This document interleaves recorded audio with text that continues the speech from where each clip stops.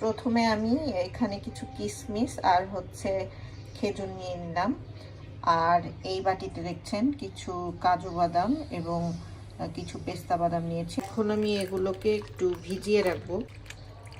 এরপর একটা মিষ্টি আপেল নেবেন। আমি ওই একটা আপেল থেকে অর্ধেকটা খোসা ছাড়িয়ে নিয়ে নিচ্ছি। অ্যাট ফার্স্ট আমি একটু লবণ দিয়ে দিচ্ছি, এরপর বাদামগুলো দিয়ে দিচ্ছি, এরপর খেজুর দিয়ে দিচ্ছি, আপেল দিয়ে দিচ্ছি। আচ্ছা, একটুখানি ভ্যানিলা এসেন্স দিয়ে দিলাম। আগে আমি দেখাইনি, কিন্তু আপনারা চাইলে এটা স্কিপও করতে পারেন, দিতেও পারেন। জাস্ট একটু ঘ্রাণের জন্য দিলাম আর কি। এখন দিচ্ছি এটার মেইন ইনগ্রিডিয়েন্টস ওটস। একটুখানি বেকিং পাউডার দিয়ে দিলাম।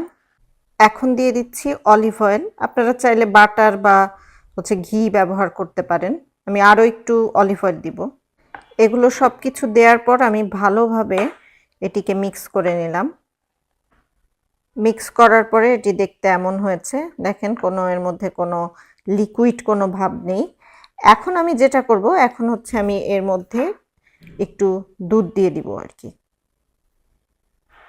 কনসিস্টেন্সি যখন এমন হবে, তখন এটা আপনার হচ্ছে ওভেনে বা এয়ার ফ্রায়ারে বা আপনি যেভাবে কেক বানাতে চান সেটার জন্য এটা প্রস্তুত আছে। এখন আমি যেই পাত্রটিতে হচ্ছে কেকটাকে ঢালবো সেটাকে একটু অয়েল ব্রাশ করে নিব। আমি অলরেডি অলিভ অয়েল নিয়েছি এর মধ্যে।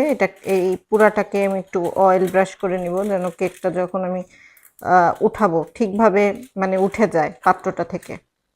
এখন কেকের মিক্সচারটি পাত্রতে রেখে আমি এর উপরে কিশমিশগুলো ছিটিয়ে দিচ্ছি। আমি কিশমিশগুলো এভাবে ছিটিয়ে দিয়েছি। আপনারা চাইলে সবকিছু একসাথে মিক্স করে ফেলতে পারেন, কিশমিশগুলো দিয়ে একসাথে মিক্স করাও যায়। এখন আমি এটিকে এয়ার ফ্রায়ারে দিয়ে দিচ্ছি। এয়ার ফ্রায়ারে 160 ডিগ্রি সেলসিয়াস টেম্পারেচারে আমি হচ্ছে 20 মিনিট বেকিংয়ে দিব। কেক কিন্তু অলরেডি তৈরি হয়ে গেছে।